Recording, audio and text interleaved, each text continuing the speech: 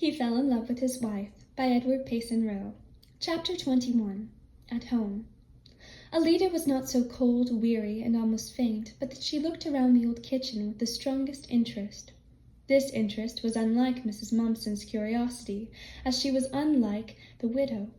It is true that she thought of self, that the thought of self was prominent, yet hers were not selfish thoughts.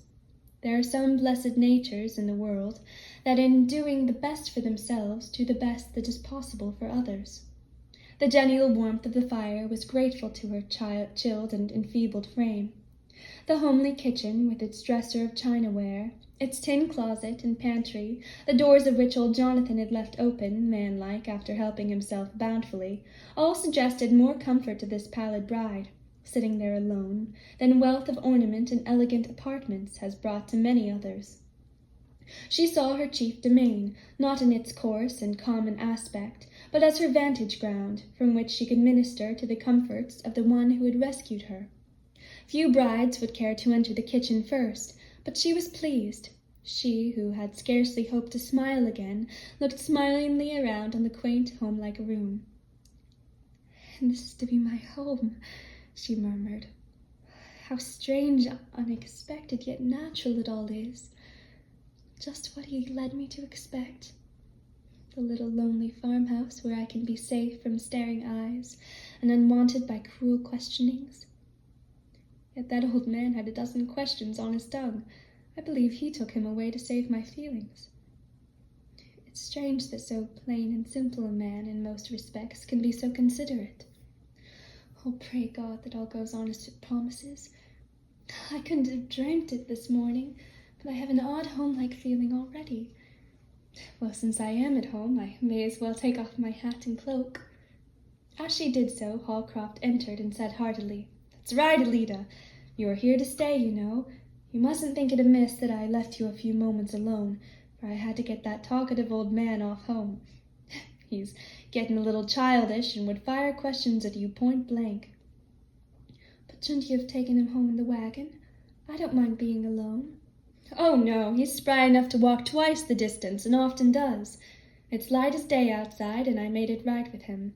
You can leave your things upstairs in your room, and I'll carry your bundles also, if you are rested enough for the journey." "Oh, yes," she replied. "I'm feeling better already." He led the way to the apartment that Mrs. Mumpson had occupied and said regretfully, "I'm sorry the room looks so bare and comfortless, but that will be all mended in time. When you come down, we'll have some coffee and supper." She soon reappeared to the kitchen as he continued, "Now I'll show you that I'm not such a very helpless sort of man after all, so if you're sick you needn't worry. I'm going to get you a good cup of coffee and broil you a piece of steak." "Oh, please let me," she began. "No, I can't allow you to do anything tonight but sit in that chair. You promised to mind, you know." And he smiled so genially that she smiled back at him, although tears came into her eyes. "I can't realize it all," she said in a low voice. "To think how this day began and how it's ending. It's ending in a poor man's kitchen, 𝙲𝚑𝚘. It was rather rough to bring you in here first, but the parlor is cold and comfortless. I would rather be brought here. It seems to me that this room must be a light and a cheerful room. Yes, the sun shines in these east windows, and there's another window facing the south, so it's light all day long." She watched him curiously and with not a little self-reproach as he deftly prepared supper. "It's too bad for me to sit idle while you do such things. Yet you do everything so well that I fear I shall seem awkward. Still, I think I do at least know how to cook a little. If you knew what I have had to put up with for a year or more, you wouldn't worry about satisfying me in this respect. Except when Mrs. Wiggins was here, I had few decent meals that I didn't get myself." And then, to cheer her up, he laughingly told her of Mrs. Mumpson's essay at making coffee. He had a certain dry humor, and his unwonted effort at mimicry was so droll in itself that 𝙲𝚑𝚘 was startled to hear her own voice in laughter, and she looked almost frightened, so deeply had she been impressed that it would never be possible or even right for her to laugh again. The farmer was secretly much pleased at his success. If she would laugh, cheerful and not brood, he felt that she would get well and be more contented. The desperate view she had taken of her misfortunes troubled him, and he had thought it possible that she might sink into despondency and something like invalidism, but that involuntary bubble of laughter reassured him. Quiet, wholesome, cheerful life will restore her to her health, he thought, as he put his favorite beverage on and the sputtering steak on the table.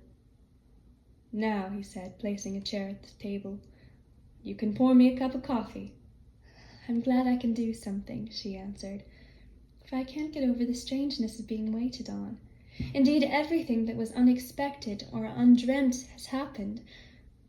And there was just the faintest bit of color in her cheeks as she sat down opposite him. Few men are sensible to simple, natural, womanly grace, and poor Holcroft, who so long had been compelled to see at his table perfect terrors, as he called them, was agreeably impressed by the contrast she made with the Mumpson and Maloney species. Alida unconsciously had a subtle charm of carriage and action, learned in her long past and happy girlhood when all her associations were good and refined. Still, in its truest explanation, this grace is native and not acquired. It is a personal trait. Incapable of nice analysis or fine definitions, he only thought, how much pleasanter it is to see at the table a quiet, sensible woman instead of a peculiar female. And it was not long before he supplemented her remark by saying, "Perhaps things are turning out for both of us better than we expected. I had made up my mind this morning to live here like a hermit, get my own meals and all that. I actually had the rough draft of an auction bill in my pocket. Yes, here it is now. I was going to sell my cows, give up my dairy, and try to make my living in a way that wouldn't require any woman help. That's what took me up to Tom Watterly's. I wanted him to help me put the bill in shape. He wouldn't look at it, and talked me right out of trying to live like Robinson Crusoe, as he expressed it. I'd been quite cheerful over my prospects. Indeed, I was almost happy at being alone after having such terrors in the house. But as I said, Watterly talked all the courage and hope right out of me, and made it clear that I couldn't go it alone. You see, Tom and I have been friends since we were boys together, and that's the reason he talks so plain to me." "He has a good, kind heart," said Alida. "I don't think I could have kept up at all if it had not been for his kindness." "Yes, Tom's a rough diamond. He don't make any pretenses and looks upon himself as a rather hard case, but I fancy he is doing kind things in his rough way half the time. Well, as we were talking, he remembered you, and he spoke of you so feelingly and told your story with so much honest sympathy that he awoke my sympathy. Now you know how it all has come about. You see, it's all natural enough and simple enough, and probably it's the best thing that could have happened for us both. All you have to do is to get strong and well, and then it won't be any one-sided affair, as you've been too much inclined to think. I can go on and keep my farm at home, just as my heart is bent on doing. I want you to understand everything, for then your mind will be more satisfied and at rest, and that's half the battle in getting over sickness and trouble like yours. I can only thank God and you for the great change in my prospects.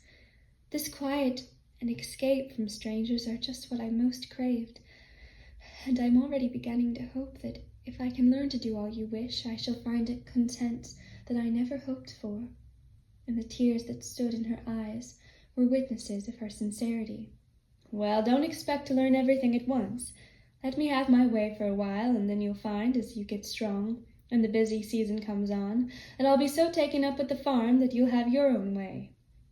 Won't you have some more steak? No? Well, you've enjoyed your supper a little, haven't you?" "Yes," she replied, smiling. "I actually felt hungry when I sat down, and the coffee has taken away the tired, faint feeling." "I hope you'll soon be good and hungry 3 times a day," he said, laughing pleasantly. "You'll at least let me clear the table?" she asked. "I feel so much better." "Yes, if you're sure you're strong enough. It may make you feel more at home, but drop everything till tomorrow when tired. I must go out and do my night's work, and it's night's work now, sure enough." "It's too bad," she said sympathetically. "What, to go out and feed my stock this clear, bright night? And after a hearty supper, too. Such farming is fun. I feel too as if I wanted to go and pat the cows all around in my gladness that I'm not going to sell them. Now remember, let everything go till morning as soon as you feel tired." She nodded smilingly and set to work. Standing in the shadow of a hemlock, he watched her for a few moments.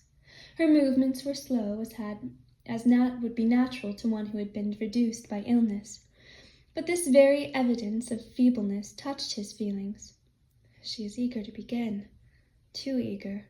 No nonsense there about menial tasks. Well, it does give me one hope to see such a woman as that in the old kitchen. And then the hungry cattle welcomed him. The traveler feels safe after the fierce Arab of the desert has broken bread with him. It would seem that a deep principle of human nature is involved in this act. More than the restoring power of nourishment itself was the moral effect for 𝙗𝚘 of that first meal in her husband's home. It was another step in what he had said was essential, the forming of his acquaintance. She had seen from the first that he was plain and unpolished, that he had not the veneer of gentility of the man she had so mistakenly married. Yet in his simple truth he was inspiring a respect which she had never felt for any man before. What element of real courtesy has been wanting, she asked herself. If this is an earnest of the future, I thank God for the real. I found to my cost what a clever imitation of man means.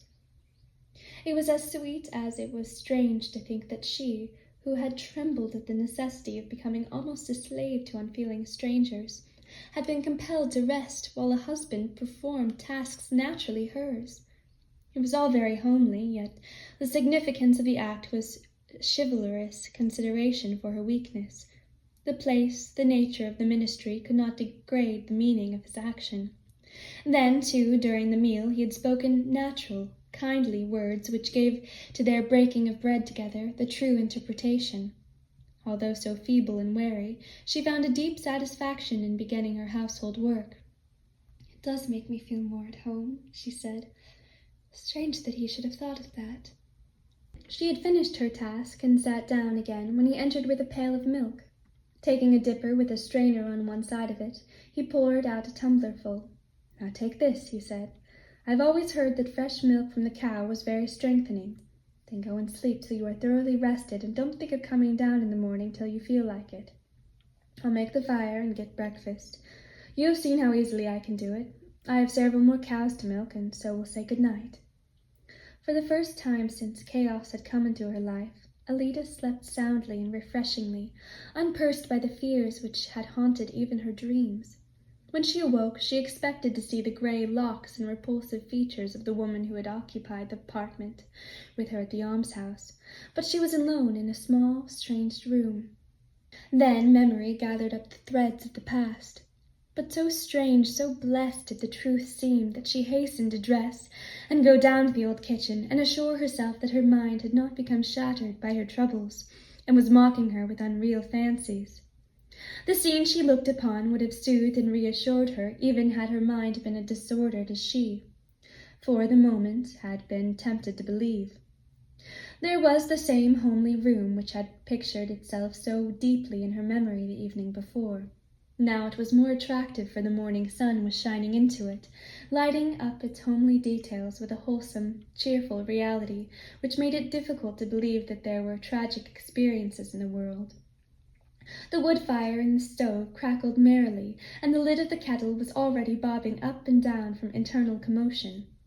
As she opened the door, a burst of song entered, securing her attention.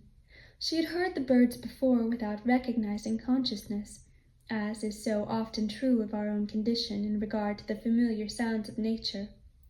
It was now almost as if she had received another sense, so strong, sweet, and cheering was the symphony. Robins, song sparrows, blackbirds seemed to have gathered up in the trees nearby to give her a jubilant welcome. But she soon found that the music shaded off to the distant, dreamlike notes, and remembered that it was a morning chorus of 𝚲𝚅. This universality did not render the melody less personally grateful.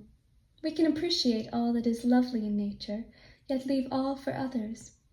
As she stood listening and inhaling the soft air, full of the delicious perfume of the grass and expanding buds, and looking through the misty sunshine on the half-veiled landscape, she heard Holcroft's voice chiding some unruly animal in the barnyard.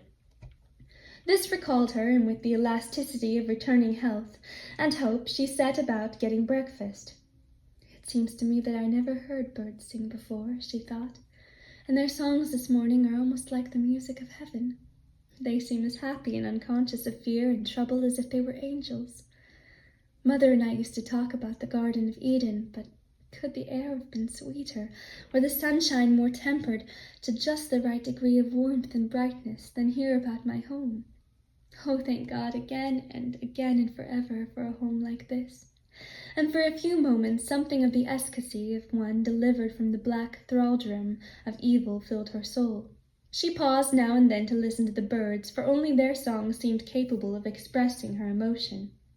It was but another proof that heavenly thoughts and homely work may go on together.